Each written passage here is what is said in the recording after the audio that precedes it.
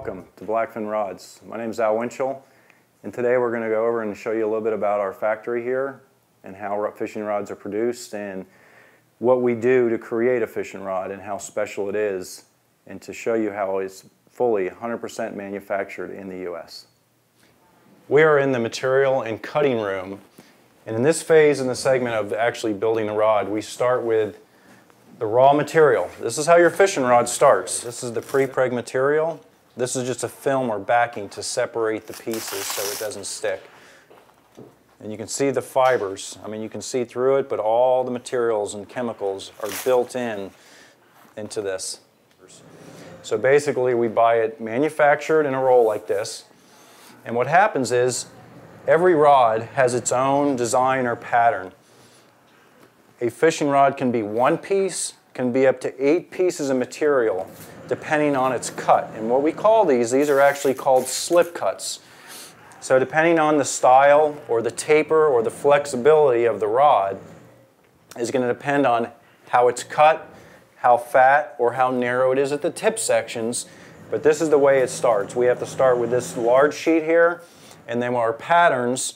And what I mean by that, the pennant shape, these different patterns, you can see the different cuts and slips. So the pennant shape, this would be your tip section. This is the butt section down here. And this material gets cut, and like the rod can be one piece up to 8 pieces of material built in for one blank. And what we're going to do is, after you see it being cut here, we're going to go outside and then we're going to lay it up and put it on the mandrel and roll it through the warehouse here and through the shop. And what you see on the back wall here, these are our templates and our guide placements. So I don't need a fishing rod of one model to duplicate. We constantly duplicate the same rod over and over, and all these markings are the different style guides and where the thread and where the guide is actually going to be placed. So any rod that we have built in the past or in the future, everything is built in the computer. We pull the template off the wall, lay this up underneath the rod, and all the markings, all those markings you see are for different style guides, threads, and the placement on the rod. So it's on the exact same spot over and over all the time. The next process and next step after the material has been cut, we have our steel mandrels, which this is what gives the rod its shape. This is laid down. You got the tack point, Margaret? And every piece of material has a specific tack point and location, so we build the blank over and over exactly the same way.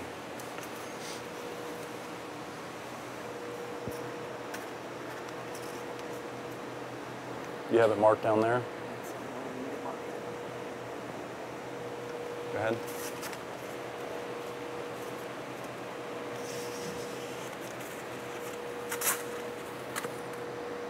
And as this material heats, it starts getting very sticky and very tacky, so it becomes very hard to work with, especially in the outdoor elements.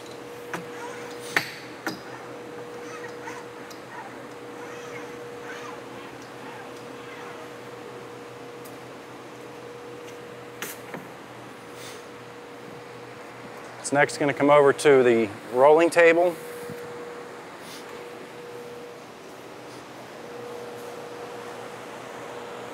After this first piece is on, like I was telling in the beginning, it can be one piece up to 8 pieces depending on the style or the taper that we're trying to create on the rod.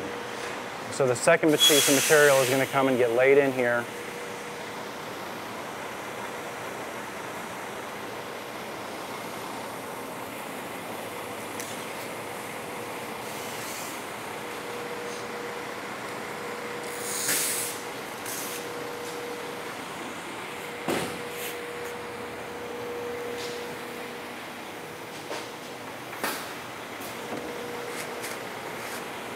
What this machine is doing is compressing and rolling and compressing very tightly, because we don't want to have any voids or pockets in the material itself while it's being built.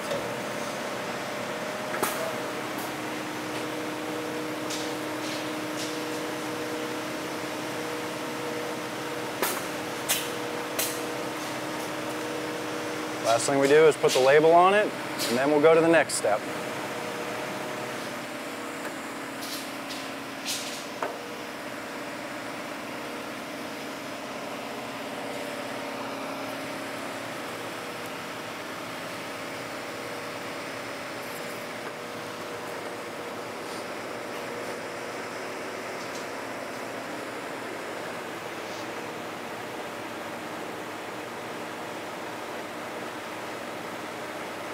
What this machine is doing is putting cellophane around the blank.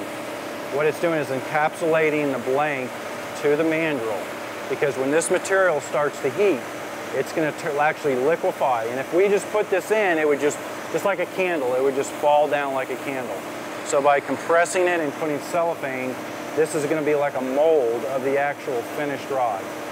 So as you can see, going from the butt end of the rod all the way down to the tip section, this cellophane is going to wrap and encapsulate the whole blank itself. And after this process completed, we have a certain pressure and pressure points that you want to keep constant.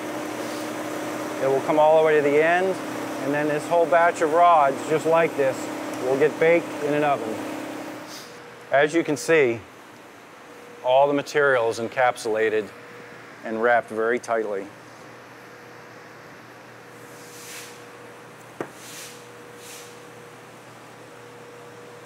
This process continues on, and what we can do in a single day is make multiple blanks of one style or make lots of different styles. We have the luxury of actually creating and making any style blank we want in a day.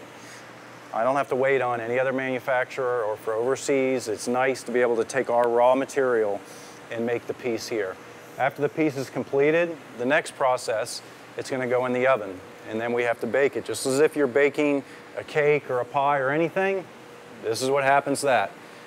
This oven is just a circulating oven. Bake it for a couple hours. We put racks in here, and then after, this oven will get going and up to its temperature and heated, and then we'll have a finished rod. The next process, after it has been baked for about 4 hours and cooled down, we now have to take the completed piece off the mandrel. This is a hydraulic puller. We have clamps. And in this process, this is actually going to pop the blank off the mandrel.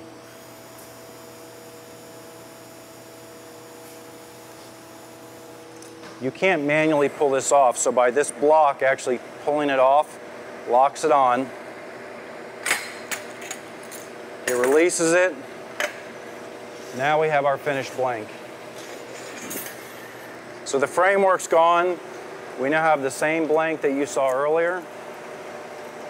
And now this whole process, all this cellophane is going to have to come off, and then we have a raw blank. And that's what this table is used for.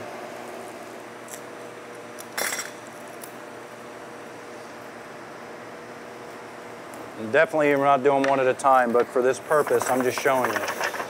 This is going to get very loud, but this was the cellophane that we put on and during the third part of the stage of making the blank.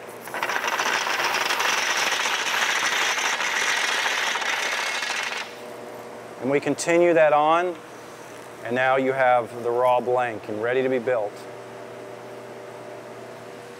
Now that we're ready to build a rod, there is a very important step, and it's called splining the rod. And there's a couple different ways you can spline the rod. You can roll the blank, and what I mean by the spline, this is the specific spot that you want the rod or want the guides lined up on. You roll the blank, you constantly roll it, and there's a sweet spot. By rolling it and finding that sweet spot every time. Now for a conventional rod, the guides are going to go on the back side. If I was going to make a spinning rod, they would go on this side. But it's very important, building a rod, to constantly turn and spline the rod like this and find that happy point. Another way you can do it, there's a splining machine, and that's going to do the same thing that we're doing. If you look, that label is constantly coming back to the same spot there at the base. Every time we spin it and put it under pressure, this is the sweet spot. If it's a conventional rod, the guides are going to go on the top. Spinning rod, the guides are going to go down. So by doing this, we mark it, start with the tip section and get it centered and get it lined up properly. But every time you roll it, it'll roll right back to that spot. And that's very important in making a rod, to make sure you have the strength and the durability and longevity in the rod. This is the thread work that goes underneath the guides. And the section that she's working now is called an inlay. And you see how she's wrapping two different colored threads together, which gives the center check mark And being that that's actually called an inlay because they're being wrapped together. She'll continue down and wrap a full wrap underneath the guide to give it more support and durability and wear. Some manufacturers will not put thread underneath. We like putting thread underneath, which gives it another impact zone. It helps protect versus having raw metal up against the glass. We also have one extra protectant underneath. Depending on the rod, the overwraps, which you just saw the underwrap go, the overwraps, there's going to be 2, 3, and sometimes even a 4th wrap, especially on your 80s, your 130s, or your unlimiteds. And then we do multiple layers of epoxy to really compress and help keep the guides tight on the rods. Being wrapped too loosely or not tight enough, you're going to compromise and the guides will start to loosen up, over time where that rod is under so much pressure like that.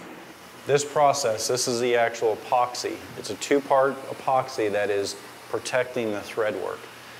Pretty much every rod is going to have some type of epoxy work done. And what you're looking at is he's applying the epoxy, using a little bit of heat to get the bubbles and the variations out so you have a nice smooth coat going onto the rod. And after it's applied, this rod has to continuously turn from anywhere from 4 to 12 hours depending on the type of epoxy that we're using. Now this is just the first coat. Rods will typically get a 2nd, 3rd, and maybe even a 4th depending on how much thread work has been done and how thick it is and the finish that you're trying to get. So it's a very lengthy process. A lot of people ask me how quick or how long does it take to make a fishing rod? Well, it depends on the style, the thread work. As you can see, every piece on here is individually done by the women. So this is actual individual thread that is wrapped. I don't give time limits because it's very hard to say, oh, it takes 2 days, it takes 3 days. Everything is built almost like an assembly line, but there is a lot of dedication and hard work that goes into it. These are not mass produced. We do typically build groups of rods, whether it's 6 or 10 or up to maybe 20 pieces of one style at a time. And depending on how it's done and the colors and different that the customer actually wants, it just creates a lot of work. And it can't be done. My wife always says, oh, maybe we should just fax the rods to you. They want it done the next day. Well, as you can see, the process that we just went through, starting one from point A with the raw material into the finished product like this, it really, now that you can see how long it takes and how much work goes into building a blackfin rod. And it's a good thing, and it's very enjoyable to be able to do this and show you how it's produced here, in the United States. And we're very proud of what we do and our product.